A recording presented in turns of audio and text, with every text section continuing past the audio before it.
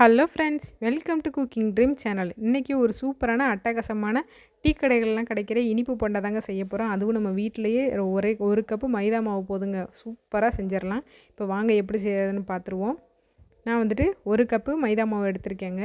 இதில் வந்துட்டு தாராளமாக 15லேருந்து 20 போண்டா வரும். அதனால் ஃபஸ்ட்டு செய்யும்போது பார்த்துட்டு செஞ்சுக்கோங்க. அதுக்கு ஒரு 1/4 ஸ்பூன் மட்டும், 1/4 ஸ்பூனுக்கும் கம்மியாக சோடா உப்பு, அதோட இதுக்கு தேவையான உப்பு சேர்த்துட்டு நல்லா மிக்ஸ் பண்ணி விட்ருங்க. கண்டிப்பாக சோடா உப்பு போடணுங்க. அப்போ தான் அந்த டீ கடையெல்லாம் கொடுக்குற மாதிரி நல்லா சாஃப்டாக வரும். சேர்த்துட்டு இதுக்கு வந்து இனிப்புக்கு வந்துட்டு நான் வந்துட்டு 1/2 கப்பு ஜீனி எடுத்திருக்கேன். உங்களுக்கு இந்த அளவுக்கு இனிப்பு வேண்டாம் அப்படின்னா நீங்கள் இதை விட கம்மியாக கூட சேர்த்துக்கோங்க. இந்த இனிப்பு வந்து அந்த கடைகள்லாம் கிடைக்கிற அளவுக்கு இனிப்பாக இருக்கும். இப்போ ஒரு 4 ஏலக்காவை தட்டி சேர்த்துக்கலாங்க. ஏலக்காய் இல்லை அப்படின்னா ஏலக்காய் பொடி கூட ஒரு 1/4 ஸ்பூன் சேர்த்துக்கோங்க. சேர்த்துட்டு இது எல்லாத்தையும் நல்லா மிக்ஸ் பண்ணி விட்ருங்க. இதுக்கு வந்துட்டு தண்ணி ஊற்றி நல்லா பிசைஞ்சுக்கிறணும். கை வச்சு பிசைஞ்சுக்கோங்க. அப்போ தான் அந்த பக்குவமாக நல்லா சாஃப்டாக பிசையறதுக்கு வரும். தண்ணி வந்துட்டு அதே கப்பில் ஒரு கப்பு எடுத்து வச்சுருக்கேன். ஆனால் இதுக்கு அந்த அளவுக்கு தண்ணி தேவைப்படாதுங்க. கொஞ்சம் கொஞ்சமாக மட்டும் ஊற்றி பிசைஞ்சுக்கோங்க. ஃபஸ்ட்டே வந்து நிறைய ஊற்றிடாதீங்க. 1/2 கப்பு தான் தண்ணி தேவைப்படும். ஒரு கப்பு மாவுக்கு 1/2 கப்பு தண்ணி தேவைப்படும். ஏன்னா வந்துட்டு ஜீனி போட்டிருக்கிறதுனால நம்ம பிசைய நம்ம கையில் இருக்கிற சூட்டுக்கே வந்துட்டு ஜீனி வந்து நல்லா கரைஞ்சிரும். அதனால் நல்ல இலக்கம் கொடுக்கும். அதனால் தண்ணி மட்டும் ஃபஸ்ட்டு ஊற்றி பிசைஞ்சு இருக்கும்போது பார்த்துட்டு சேர்த்துக்கோங்க கொஞ்சம் கொஞ்சமாக. அவ்வளோ சாஃப்டாக இருந்துச்சுங்க. கண்டிப்பாக ட்ரை பண்ணுங்கள். ரொம்ப ஈஸியாகவும் இருக்கும், டேஸ்ட்டும் சூப்பராக இருந்துச்சு. நல்லா அந்த மாதிரி கலந்து விட்டு ஃபுல்லாக பிசைஞ்சு விடுங்க. ஜீனி கரைய நம்மளுக்கு வந்து மாவு வந்து ரொம்ப வந்துட்டு இலக்கமாக இருக்கும். அதனால் ரொம்ப தண்ணி ஆயிடுச்சுன்னு பயப்பட வேண்டாம். நல்லா அந்த மாதிரி அடித்து விட்டு நல்லா பிசைஞ்சு விடுங்க. பாருங்கள், நல்லா பிசைஞ்சு ஜீனி எல்லாமே நல்லா கரைஞ்சிருச்சு. எனக்கு வந்து கொஞ்சம் தண்ணியாக இருக்கிற மாதிரி இருக்குது. நான் அதனால் வந்துட்டு 2 ஸ்பூனுக்கு மட்டும் மைதா மாவு சேர்த்துக்கிறேன். இது மாதிரி ஆகிருச்சு அப்படின்னா ஒன்றும் பயப்பட வேணாங்க, மைதா மாவு போட்டுக்கோங்க. ஆனால் வந்துட்டு ரொம்ப போட்டுறாதீங்க. நான் வந்து 2 ஸ்பூன் அளவுக்கு மட்டும் மைதா மாவு சேர்த்து நல்லா மிக்ஸ் பண்ணி விட்டுக்கிறேன். இப்போ வந்துட்டு கரெக்டாக ஆகிருச்சு. பாருங்கள், இந்த மாதிரி தான் இருக்கணும். நம்ம இப்படி எடுத்து ஊற்றினோம் அப்படின்னா கரெக்டாக இந்த மாதிரி நல்லா வலுவலுன்னு இருக்கணும். இதை விட கெட்டியாக இருந்துச்சு அப்படின்னா நம்மளுக்கு வந்து போண்டா வந்துட்டு ரொம்ப ஹார்டாக வரும், சாஃப்டாக இருக்காது. இந்த அளவுக்குனாலும் நல்ல இலக்கமாக இருந்துச்சு அப்படின்னா தான் கரெக்டாக இருக்கும். பாருங்கள், இப்படி கையில் எடுத்து போட்டோம் அப்படின்னா இந்த மாதிரி இருக்கணும். அப்படின்னா தான் நல்லா புசு புசுன்னு சாஃப்டாக இருக்கும். இப்போ நல்லா மிக்ஸ் பண்ணியாச்சு. ஒரு 1/4 மணி நேரம்னாலும் நல்லா வந்துட்டு பொறுமையாக நல்லா கலந்து விட்டுக்கோங்க. கலந்து விட்டுட்டு கண்டிப்பாக ஒரு 10 நிமிஷத்துலேருந்து 1/4 மணி நேரம்னாலும் இது வந்து மூடி போட்டு நல்லா ஊற வச்சுருங்க. அப்போனா தான் இந்த ஜீனியும் சோடா உப்பு எல்லாம் வந்துட்டு மைதா மாவோட மிக்ஸ் ஆகி நல்லா சாஃப்டாக வரும் போண்டா. இப்போ மூடி போட்டு மூடி வச்சிடலாங்க. 1/2 மணி நேரம் கூட நீங்கள் மூடி வைக்கலாம், ஒன்றும் தப்பு இல்லை. இப்போ பாருங்கள், ஓப்பன் பண்ணிங்க அப்படின்னா அந்த சோடாப்போட இது வந்துட்டு நல்லா வேலை செஞ்சுருக்கும். மைதா மாவில் போய் நல்லா இந்த மாதிரி ஓட்டையாக இருந்துச்சு அப்படின்னா தான் அந்த நம்ம உள்ள போண்டாவுக்குள்ளேயுமே நல்லா வந்துட்டு லேயராக வரும். இப்போ எடுத்துகிட்டு நல்லா மிக்ஸ் பண்ணி விட்டுட்டு போண்டா போட்டுடலாங்க. அவ்வளோதான், டக்குன்னு மாவு ரெடி ஆகிடுச்சு. பார்த்திங்களா, நம்ம வீட்டில் இருக்கிற பொருளை வச்சு. பாருங்கள், இந்த மாதிரி நல்லா ஸ்மூத்தாக இருக்கணும் மாவு.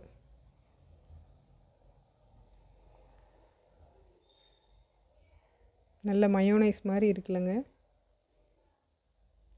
இப்போ சட்டியை காய வச்சு எண்ணெய் ஊற்றிக்கிடலாம். எண்ணெய் வந்து நிறைய தேவையில்லைங்க, ரொம்ப கம்மியான எண்ணெயே போதும்.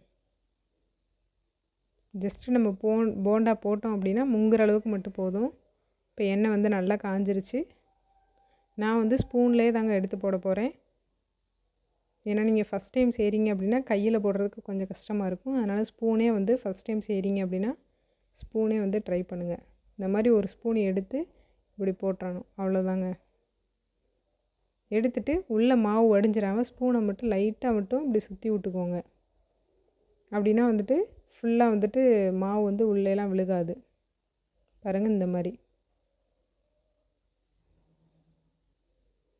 ஒரு ஸ்பூன் மட்டும் எடுத்து ஊற்றிக்கோங்க. அடுப்பு வந்து ஓரளவுக்கு மீடியம் ஃப்ளேம்லேயே வச்சுக்கோங்க.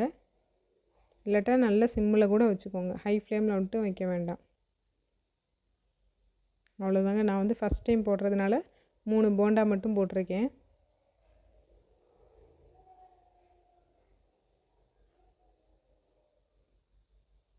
அடுப்பு வந்து நல்லா சிம்மில் வச்சுக்கோங்க. அப்போ தான் உள்ளெல்லாம் வந்துட்டு நல்லா வேகும். நல்லா ஃபுல்லாக எல்லா சைடும் ஒரே மாதிரி இருக்கிற மாதிரி பார்த்துக்கோங்க. நல்லா சாஃப்டாக இருந்துச்சுங்க. கண்டிப்பாக ட்ரை பண்ணுங்கள். ஸ்கூல் போகிற குழந்தைங்களுக்கு வந்துட்டு டக்குன்னு ஈவினிங் ஸ்நாக்ஸாக வந்துட்டு உடனே செஞ்சு கொடுத்துர்லாம். அவங்க ஸ்கூல்லேருந்து வர்ற டைமுக்கு செய்ய ஆரம்பிச்சிங்க அப்படின்னா அவங்க ஃப்ரெஷ்ஷப் ஆகி வந்து சாப்பிட்றதுக்கு கரெக்டாக இருக்கும்.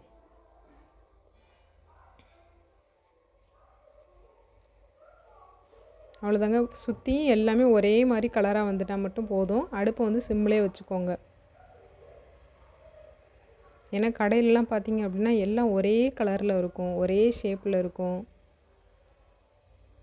அது எப்படி ஒரே கலரில் எடுப்பாங்கன்னு தெரியாதுல்ல. இதே மாதிரி தான் நல்லா சுற்றி சுற்றி விட்டுக்கோங்க.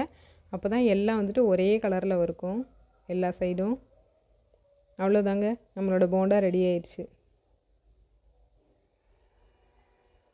இனிப்பு மட்டும் உங்களுக்கு பார்த்துட்டு சேர்த்துக்கோங்க.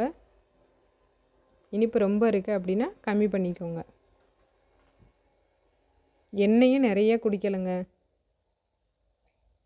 இதே அளவில் போட்டு செய்யுங்க, எண்ணெயும் குடிக்காது. இப்போ நான் அடுத்த டைம் கூட உங்களுக்கு செஞ்சு காமிக்கிறேன் பாருங்கள். ஒரு ஸ்பூன் எடுத்து இப்படி போடணும், அவ்வளோதான். இது நீங்கள் கையில் போட்டு பழக்கம் அப்படின்னாலும் கையில் போட்டுக்கோங்க.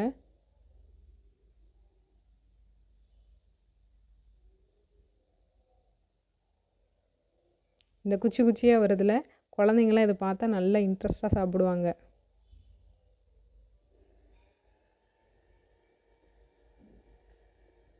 நான் இதே மாதிரி அடுத்த டைம் வந்துட்டு 5 போண்டா வரைக்குமே போட்டுக்கிறேன்.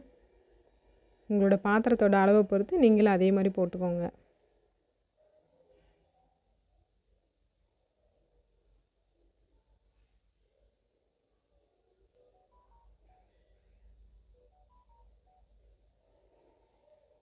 பாருங்கள், போட்டுட்டு ஒரு 2 நிமிஷத்துலேயே வந்துட்டு ஃபுல்லாக திருப்பி விட்ருங்க.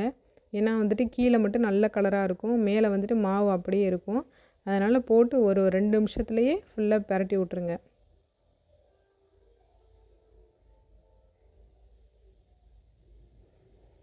ஒரு 2 நிமிஷம் ஆயிடுச்சு. இப்போ வந்து நான் ஃபுல்லாக பரட்டி விட்டுக்கிறேன்.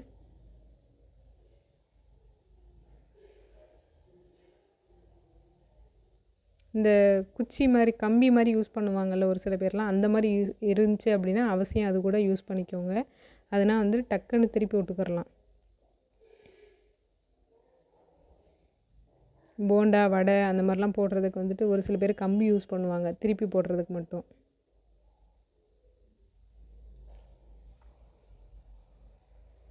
நான் வீடியோ வந்துட்டு ஸ்கிப் பண்ணவே இல்லைங்க, அப்படியே தான் போட்டு காமிக்கிறேன்.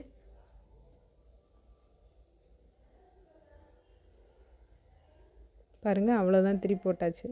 இப்போ நல்லா ஒரே மாதிரி எல்லாம் வெந்து வந்துருச்சு. அவ்வளோதாங்க, நம்மளோட சூப்பரான டீ கடையெல்லாம் கிடைக்கிற இனிப்பு போண்டா ரெடி ஆயிடுச்சு.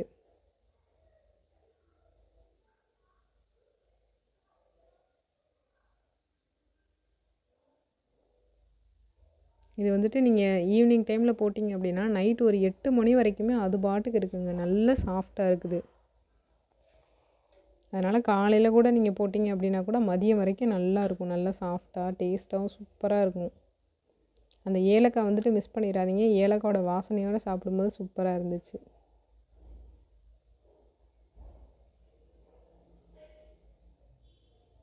அவ்வளோதான், அடுத்த பேட்சும் எடுத்துட்டேன். இதில் வந்துட்டு 15லேருந்து 20 போண்டா வரைக்கும் வந்துச்சுங்க. அதனால் உங்கள் வீட்டில் இருக்கிறவங்கள பார்த்துட்டு அதுக்கு தகுந்தாப்பில் செஞ்சுக்கோங்க.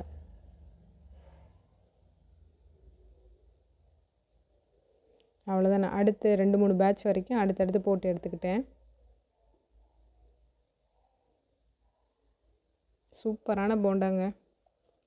எதுவுமே வந்துட்டு காய் அது இதுன்ட்டு கட் பண்ண தேவையில்லை. நம்ம வீட்டில் இருக்கிற 3 பொருள்: மைதா மாவு, ஜீனி. ஜீனி எல்லார் வீட்லேயுமே இருக்கும், மைதா மாவு மட்டும்தான் மெயினான இன்க்ரீடியன்ட்ஸு. அதோட சோடா உப்பும் தாங்க. டக்கு டக்குன்னு எடுத்து பிசைஞ்சோம், ஒரு 1/4 மணி நேரம் ஊற வச்சோம், டக்குன்னு போட்டு எடுத்துடலாம். இப்போ வாங்க நம்ம போண்டாவை பிச்சு காமிக்கிறேன். அவ்வளோதான், எல்லா போண்டாவுமே போட்டாச்சுங்க. நல்ல சூடாக இருக்குது. இதோட 1 கப்பு டீ இருந்துச்சு அப்படின்னா சூப்பராக இருக்கும். பாருங்கள் எவ்வளோ சாஃப்டாக இருக்குன்னு. லைட்டாக பிச்சோடனே உடனே வந்துருச்சு. இந்த மைதா மாவுனா வந்துட்டு லப்பர் மாதிரி இருக்கும், அதெல்லாம் இல்லவே இல்லைங்க. இந்த மாதிரி ட்ரை பண்ணுங்கள், சூப்பர் டேஸ்ட்டாக இருக்கும். கண்டிப்பாக ட்ரை பண்ணிவிட்டு எப்படி இருந்துச்சுன்னு மறக்காமல் கமெண்ட் பண்ணுங்கள். நம்மளோட சேனலை சப்போர்ட் பண்ணி சப்ஸ்கிரைப் பண்ணி வச்சுக்கோங்க. அப்போ தான் இதே மாதிரி இன்ட்ரெஸ்டிங்கான வீடியோஸ்லாம் உங்களுக்கு உடனே வரும். சூப்பர் டேஸ்ட்டாக இருந்துச்சு. குழந்தைங்களும் நல்லா விரும்பி சாப்பிடுவாங்க. ட்ரை பண்ணிவிட்டு எப்படி இருந்துச்சுன்னு சொல்லுங்கள். தேங்க்ஸ் ஃபார் வாட்சிங். பாய்.